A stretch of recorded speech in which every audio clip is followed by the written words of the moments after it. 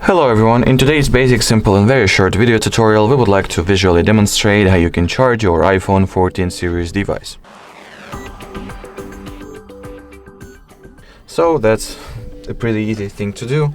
Make sure that you have the charging adapter and the lightning cable, plug it to power, so plug it into some socket you have.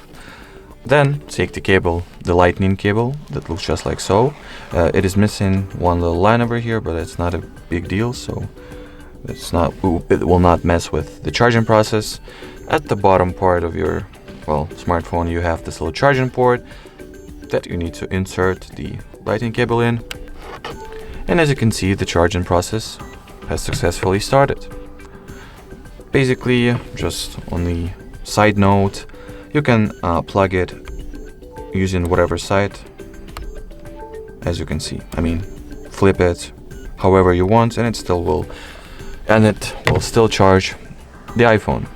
Alrighty, so that would be it for this video, guys. Thank you so much for watching, and bye bye.